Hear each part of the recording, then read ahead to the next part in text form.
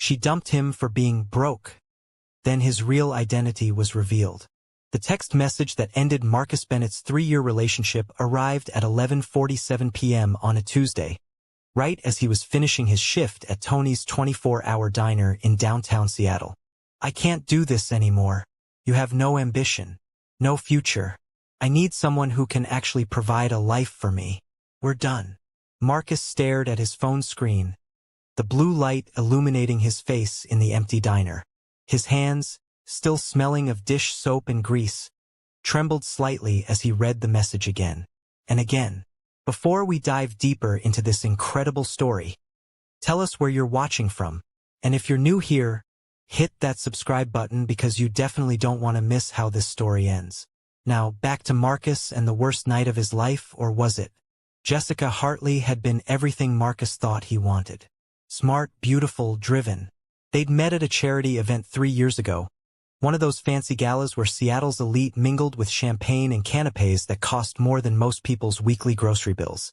What Jessica didn't know, what nobody in Marcus's current life knew, was why he was really at that event, and why he'd been working at Tony's diner for the past 4 years, wearing the same 2 pairs of jeans and driving a 1998 Honda Civic with a broken air conditioner. Marcus Raymond Bennett wasn't just some guy scraping by in Seattle. He was the sole heir to the Bennett Technologies fortune, a multi-billion-dollar empire his grandfather had built from nothing. When Marcus turned 25, he'd come into a trust fund worth $847 million. But there was a catch, one his grandfather had insisted on before his death. Money reveals character, Marcus. His grandfather had told him during one of their last conversations. But poverty reveals truth. Before you touch a penny of this fortune, you need to live as a regular person. Find out who really values you for who you are, not what you have. So Marcus had done exactly that. He changed his last name to just Bennett, moved across the country from Boston to Seattle, and taken a job as a dishwasher. No fancy car, no designer clothes, no penthouse apartment, just a small studio in the Capitol Hill neighborhood, a bus pass, and the truth about who people really were when they thought you had nothing. Jessica had seemed different at first. When they met at that charity gala, where Marcus had volunteered to help serve drinks, she'd laughed at his jokes. She'd asked him about his dreams, his thoughts on philosophy, his favorite books. For the first 6 months, Marcus actually believed he'd found someone who saw him for who he truly was. "I don't care about money," Jessica had told him on their 5th date, sitting in a cramped booth at a Vietnamese restaurant in the International District. "My parents were wealthy, and it made them miserable. I just want someone real, you know? Someone genuine." Marcus had wanted to believe her. God, he'd wanted to believe her so badly. But over time, the cracks began to show. It started with small comments. "Maybe you should look for a better job?" Then, "My friend Sarah's boyfriend just got promoted to senior analyst. They're buying a condo." Eventually, it became, "I'm 28, Marcus. I need to think about my future. Our future." The final straw had come last week when Jessica's college roommate got engaged to a tech executive. The ring was 4 carats. The proposal happened on a private yacht. Jessica had been quiet the entire drive home, and Marcus had known, deep in his gut, that something was about to break. Now, staring at that breakup text in the empty diner, Marcus felt a strange sense of relief mixed with heartbreak. He'd failed his grandfather's test, in a way. He hadn't found someone who loved him for who he was. But maybe, just maybe, he'd learned something even more valuable. Marcus didn't respond to Jessica's text that night, or the next day.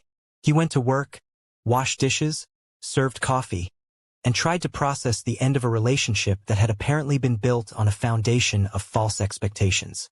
What he didn't know was that Jessica wasn't done. Not by a long shot.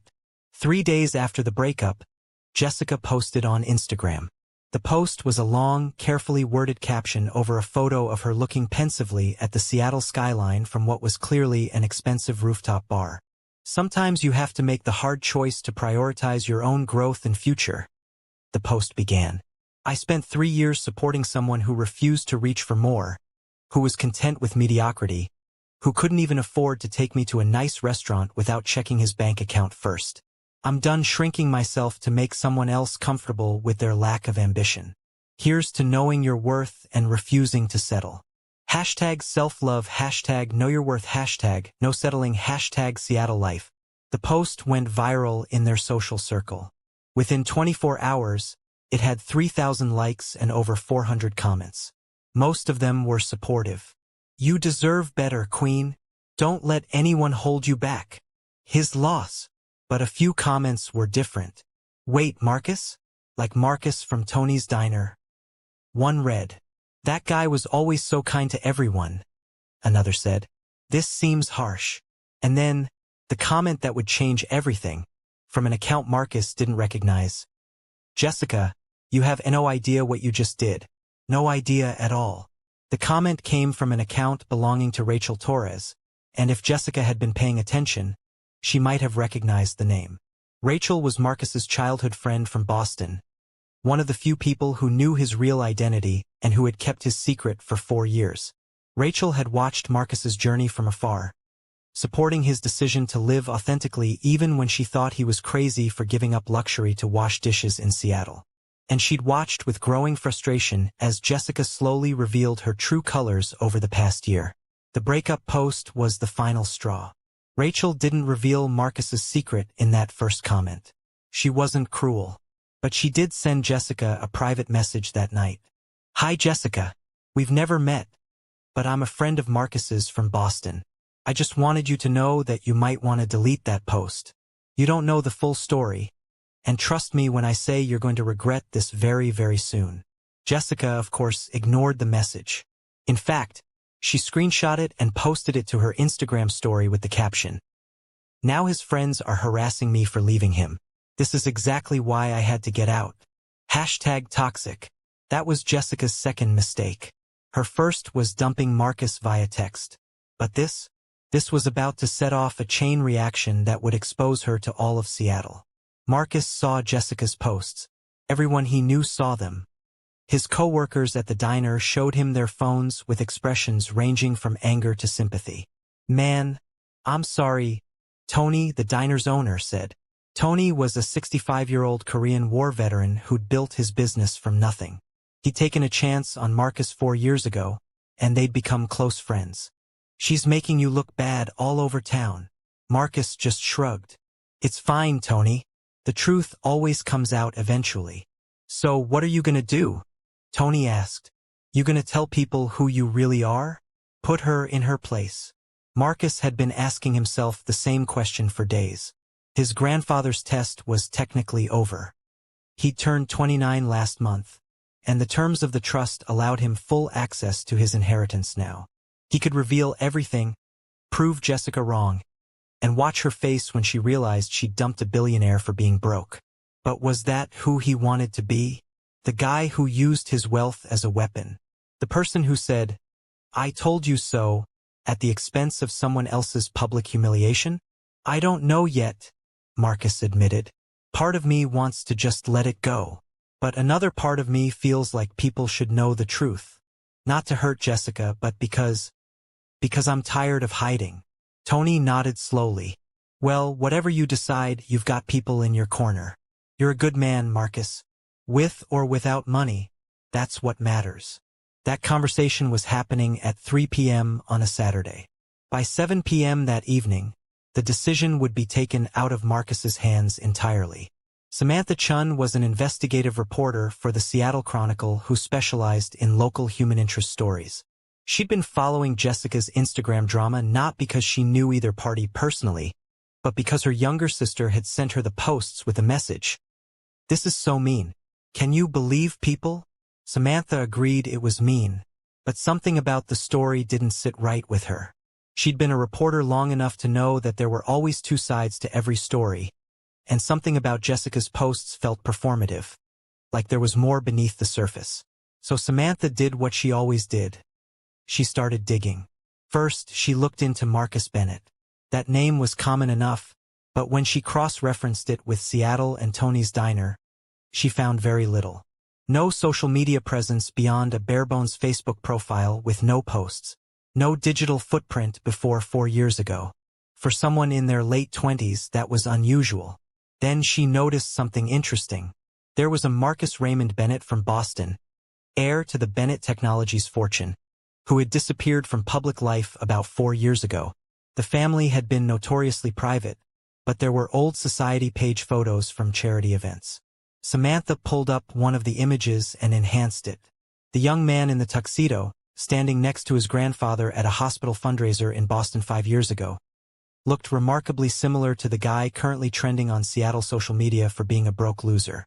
Samantha made a call to a colleague who covered business in Boston. "Do me a favor," she said. "Find out whatever you can about Marcus Raymond Bennett, the heir, not the dishwasher." 3 hours later, she had her answer. Marcus Raymond Bennett had access to an $847 million trust fund as of his 29th birthday last month. And according to public records, he'd recently started making moves to access it, filing paperwork with his family's legal team just 2 weeks ago, the same week Jessica had dumped him. Samantha called Tony's diner. "Is Marcus Bennett working today?" "Who's asking?" Tony's gruff voice came through. "My name is Samantha Chun. I'm a reporter with the Seattle Chronicle. I'd like to speak with him about a story that's been circulating online." There was a long pause. "Then, he's here. But I'm not sure he wants to talk to any reporters. Kid's been through enough." "I understand. But Mr. Tony, I think you should know that I've uncovered some information that might change the narrative around this story. Information that Marcus might actually want public. Can you at least ask him?" Another pause. "Hold on." Marcus agreed to meet Samantha, but only on his terms. They met at a small coffee shop in Fremont, far from the diner and far from anywhere Jessica or her friends might see them. Samantha laid it all out within the first 5 minutes. "I know who you are," she said simply. "Or rather, I know who you were. Marcus Raymond Bennett, heir to Bennett Technologies. Worth somewhere in the neighborhood of $847 million as of last month." Marcus didn't confirm or deny it. He just stirred his coffee and waited. "I also know that you've been living in Seattle under an assumed identity for 4 years, working as a dishwasher, and apparently dating a woman who had no idea she was with one of the wealthiest young men in America. Why does this matter to you?" Marcus asked quietly. Samantha leaned forward. "Because there's a woman currently dragging your name through the mud on social media, calling you unambitious and broke, and making herself look like a hero for dumping you. And I have a feeling there's a much more interesting story here than mean girl dumps nice guy. I think you were testing people. I think you wanted to see who would love you without the money. And I think Jessica Hartley just failed that test spectacularly." Marcus met her eyes. "And if that's true, what then? You write a story that humiliates her? Makes her look like an idiot?" "I write a story that tells the truth," Samantha said. "What people do with that truth is up to them. But Marcus, she's not just talking badly about you in private. She's doing it publicly, to thousands of people, painting you as a deadbeat. Don't you think the truth deserves to come out?" Marcus thought about his grandfather, about the past 4 years, about Jessica's posts and the comments and the way his coworkers looked at him with pity now. "If I do this," he said slowly, "I want to make one thing clear. This isn't about revenge. This is about showing people that worth isn't measured in dollar signs. That's the lesson my grandfather wanted me to learn, and maybe it's a lesson other people need to hear too." Samantha smiled. "That's exactly the angle I want to take. So, Marcus Raymond Bennett, are you ready to tell your story?" Marcus took a deep breath. Yeah, I am." The Seattle Chronicle published Samantha Chen's article on Tuesday morning with the headline, "The Dishwasher Billionaire: How One Heir Gave Up Everything to Find Real Love, and What Happened When He Did." The article went viral within hours. Samantha had crafted it beautifully, weaving together Marcus's story with his grandfather's philosophy, the 4 years of anonymous living, and the heartbreaking conclusion with Jessica. She included screenshots of Jessica's posts, with permission, and contrasted them with interviews from Tony, regular customers at the diner, and neighbors in Marcus's apartment building. "Marcus was the first person to help me carry groceries when I moved in," one neighbor said. "He never asked for anything in return. Just said that's what neighbors do. Kid worked harder than anyone I've ever hired, Tony stated. Never complained. Always on time. Treated every customer like they mattered. That's character. That's worth more than money. The article included one quote from Marcus that people kept sharing over and over. My grandfather used to say that anyone can be kind when they're comfortable. The real test is whether you're kind when you have nothing to gain from it. I wanted to find someone who would love me when I was nobody. What I learned is that I was never nobody. I was always somebody to the people who mattered. The question was whether the person I loved could see that. By noon, the article had been shared over 100,000 times. By evening, it was trending nationally. News outlets from CNN to Fox News were picking it up. TikTok was flooded with reaction videos. Reddit threads dissected every angle. And Jessica Hartley's Instagram had exploded with a very different kind of comment than before. You dumped a billionaire because he wasn't ambitious enough? Girl. This is the most embarrassing thing I've ever seen someone do to themselves. Imagine being so materialistic that you can't see someone's worth beyond their bank account. This is a cautionary tale. The way he could have flexed on you at any moment but chose to be humble instead. And you still fumbled. Jessica's first instinct was to delete everything. Every post, every story, every comment about Marcus. But the internet doesn't forget, and screenshots had already been saved and shared thousands of times. Her second instinct was to go private. But by then she had reporters reaching out, her employer, a mid-level marketing firm, asking uncomfortable questions, and her friends suddenly very quiet. Finally, 3 days after the article published, Jessica posted a public statement. I want to address the recent article about Marcus Bennett. First, I want to say that I never knew about his financial situation, and that doesn't change the reasons for our breakup. Our relationship had issues that went beyond money. However, I recognize that my social media posts were hurtful and didn't tell the full story. I was processing a difficult breakup in a public way, and that was wrong. I apologize to Marcus for the pain I caused. I'm taking time to reflect on my own values and what really matters in a relationship. It was a carefully worded non-apology that acknowledged wrongdoing without really accepting responsibility. The internet wasn't buying it. But Marcus was done paying attention to Jessica. He had bigger things to think about. 2 weeks after the article published, Marcus walked into the offices of Bennett Technologies in Boston for the first time in 4 years. The board of directors stood to greet him, and his late grandfather's former secretary, Mrs. Chun, had tears in her eyes. Your grandfather would be so proud, she said, embracing him. You did exactly what he hoped you would do.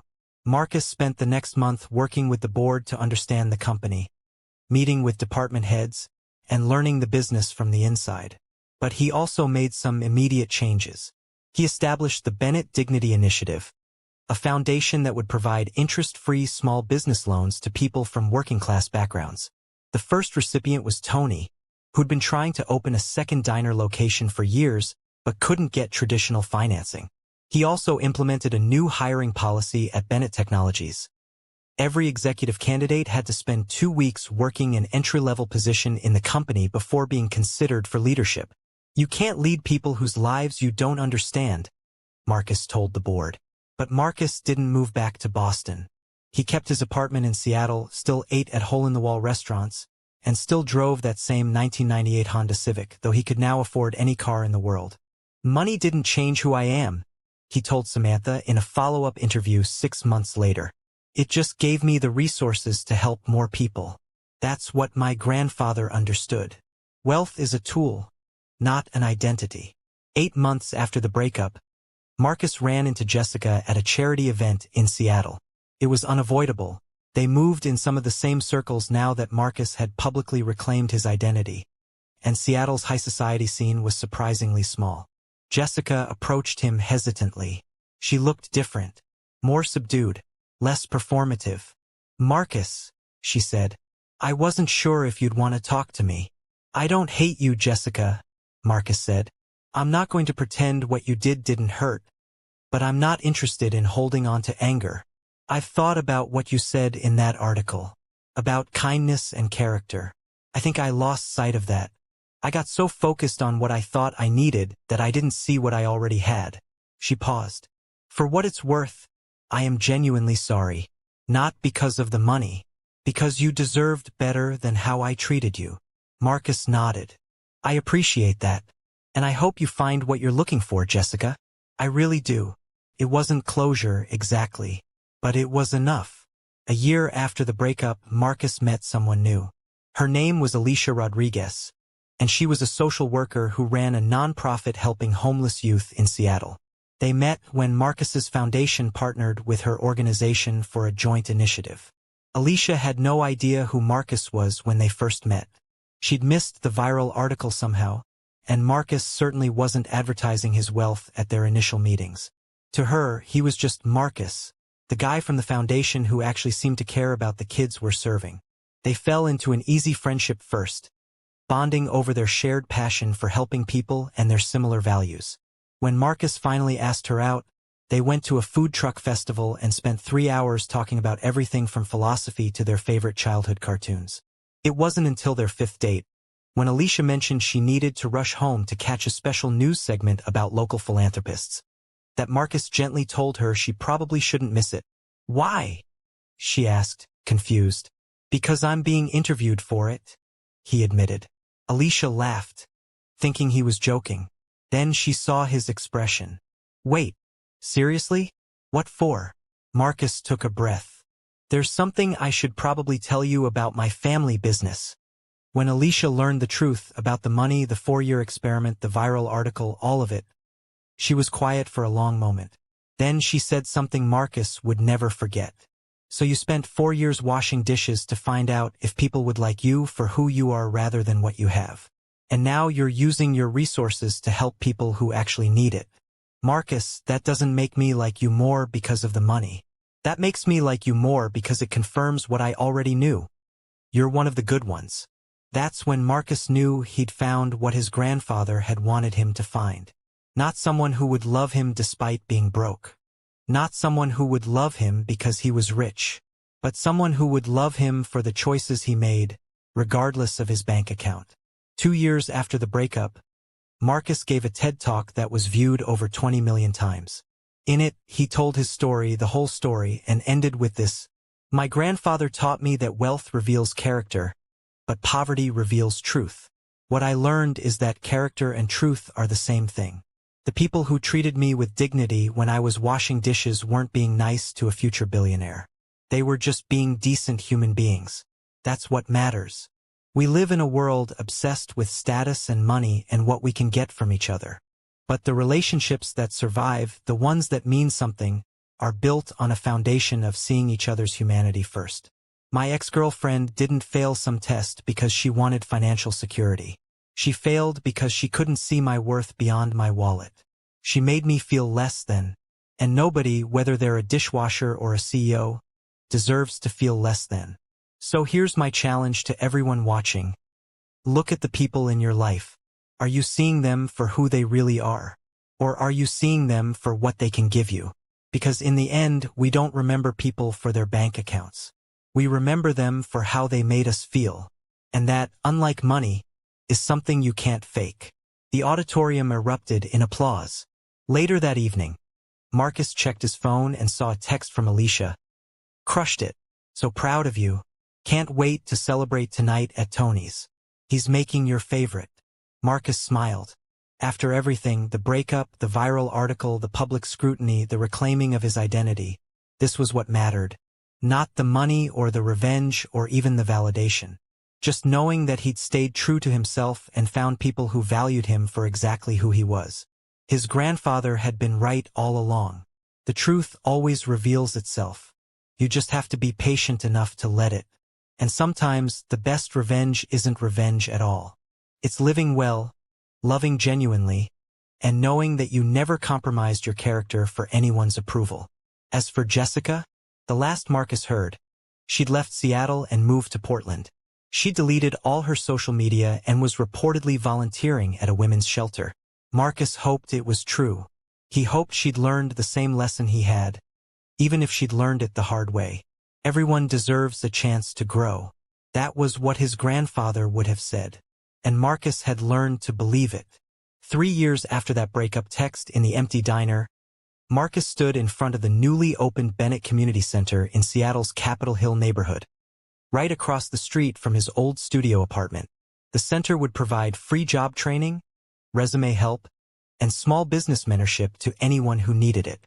Tony's Diner catered the opening event. Alicia gave a speech about the importance of community support. Rachel flew in from Boston.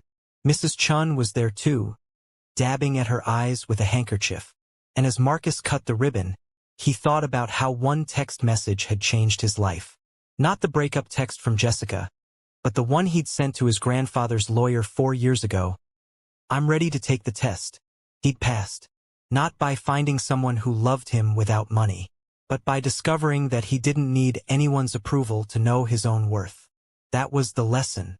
That was what his grandfather had wanted him to learn all along. And it was a lesson worth $847 million and so much more. If you loved this story, make sure you're subscribed because we've got more incredible content coming your way. Drop a like, leave a comment with your thoughts, and I'll see you in the next video.